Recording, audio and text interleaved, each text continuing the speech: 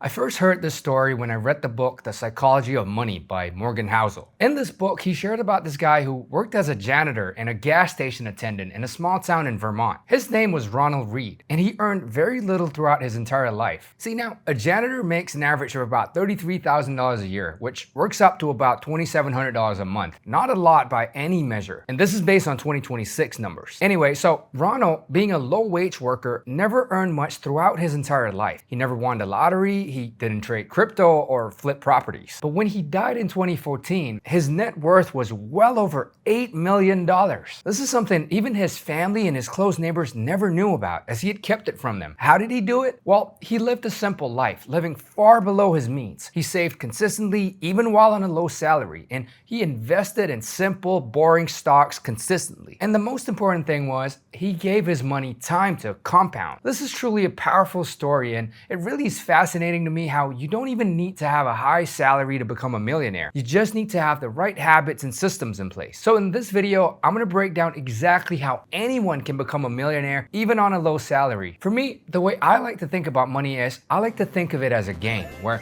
money is like tokens or points in this game that we're all playing. And every month, your paycheck gives you a certain number of tokens. And so what makes it interesting is, by default, we would all need to have a certain number of tokens to live each day of each stage of this game. Rent cost tokens, food cost tokens, gas cost tokens. Just to stay in the game, you're required to spend a minimum amount every month. But to win in this game, you need to collect as much of the tokens as you can and to hang on to them and not lose them. And throughout this whole time, you gotta watch out for the monsters or enemies that's out to steal your tokens as you play. And then also, in this game, you'll find chances to boost or turbocharge your tokens. In this game, the power-ups are your investments. Now, it might sound silly, and it is a bit of an oversimplification, but that's the way I like to think about money in our lives. It's really kind of like a game, where the objective of the game in real life is to collect as much money as you can while not losing too much of what you have and protecting it from being taken from, the monsters, which could be your Amazon impulse purchases or your habit of ordering takeout, for example. And then the turbo boosters are your investments. So when we think about it that way, there's really just a few things to think about for you to become a millionaire and to win this money game. Even if you're starting with a low salary, there are three main levers that you can pull and adjust to propel you towards becoming a millionaire. But first, you have to understand one important concept, and that is cash flow. Now, let's say you earn $5,000 and your living expenses also happens to be $5,000 or more. Then that means that your cash flow is zero or even negative, which essentially means you're spending far more than you make, which means you're not going to become financially free, let alone a millionaire. It's a sad reality, but nearly half of Americans don't have any cash left over after paying their bills. But thankfully, it's not the end of the world, because there are three things that you can do. These are the three main levers that I talked about earlier. The first lever is how much you earn. So yes, while the title of the video is how to become a millionaire in a low salary, you'd want to still take active steps that you can to increase the income that you earn. And this can be done in a few ways. The first, and actually one of the easiest things that you can do, is to ask for a raise. This is especially so if you've been performing well at your job, or if you've been at your current job for a while now, because even a modest 5 to 10% increase can actually make a significant difference for you in the long term. But if this isn't possible, then the next best option for you could actually be to consider switching jobs, because for most people, this is actually one of the quickest ways to get a pay increase. Alongside that, I personally would look for ways to start earning more money on top of your main 9 to 5, even if it means driving Uber or Lyft for a couple hours each night. It's not glamorous, but it is practical, and you can actually make extra money to help you progress financially. The next lever that you can pull besides how much you earn, obviously, is how much you spend. I mean, think about it. This is one of the quickest ways to solve the cash flow problem of not having enough money at the end of the month. In fact, the average American spends almost $18,000 a year on non-essentials, which is roughly about $1,500 a month, all on things that we can truly live without. Things like eating out at restaurants, spending on drinks, takeout or delivery, or any small impulse purchases, subscriptions, paid apps. All of these things might bring you a little tiny bit of joy in the moment, but they're essentially robbing you of a better future. Like, do you really need to be spending $187 on takeout every month? A couple years ago, when I was auditing my bank statements and I saw just how much money was being wasted on eating out all the time and ordering food delivery just because it was convenient and that I hadn't planned and prepared ahead of time. But once I realized this, I switched to meal prepping and cooked at home for most of my meals, just once or twice a week. And then I would throw them in the freezer, and doing this alone saved me more than half of my monthly food budget. Plus, a side effect of it is I ended ended up eating a whole lot healthier and was able to cut out junk food from my diet. But anyway, the point is, the second lever here is to take control of your cash flow and look at how you can reduce your spending. And I'm not saying you need to track every single dollar that you spend, because let's be real, that's just not a sustainable thing to do. Like, you could do it maybe for a couple weeks, but having done it myself, it gets really annoying when every single time you buy something and you got to pull your phone out, log the expense, and write all of it down. It's just a pain in the ass. So instead, what I do now is at the end of each month, I just log into my bank account and download all of my bank statements and credit card bills. Then I put it into ChatGPT and ask it to review and summarize my finances for the month, and ask it to specifically tell me how I can cut back on my expenses based on my current spending habits. So think about it. If you were to earn $5,000 and instead of spending $4,000 to $5,000 on your living expenses each month, which apparently a lot of people do, but if you could get your expenses down to just possibly $3,000 maybe, if you really did everything possible and made the necessary sacrifices, you could possibly still live a decent quality life, but now you've got some money left over. This now means you've got positive cash flow. And this extra $2,000 a month could literally change your life. Let me show you. This is the third lever that you can pull. The first one being how much you earn, the second being how much you spend, and now the third is how much you're able to invest. Let's assume you have zero savings, which I hope isn't the case. But even so, at least you're here watching this video. Now, if you started saving and investing this $2,000 instead of spending it on eating out and buying useless stuff all the time, here's what's gonna happen. In just 20 years, at an interest rate of 8%, you'll become a millionaire. Let that sink in for a moment. Your dream of becoming a millionaire doesn't have to be just a dream. It's actually far more attainable than you might think. And I know some of you guys might be saying, but Kyle, I don't want to wait 20 years. Yeah, I get it. We all want to do it fast. And there are other ways that I'm going to share in my other videos. But the point here is that the 20 years are going to pass anyway. So would you rather be 20 years older and still be broke and think to yourself, damn, I should have listened to that guy on that YouTube video 20 years ago, right? And I also know some of you might be thinking, it's not possible to save $2,000 out of a salary of $5,000. That's a whole 40%. And yeah, I understand, for some people, it's just not possible. But even then, if they manage to somehow save just $1,000 a month, just 20% out of the $5,000 salary, and with that amount saved and invested, of course, it would take a little bit longer, but you'd still have $1 million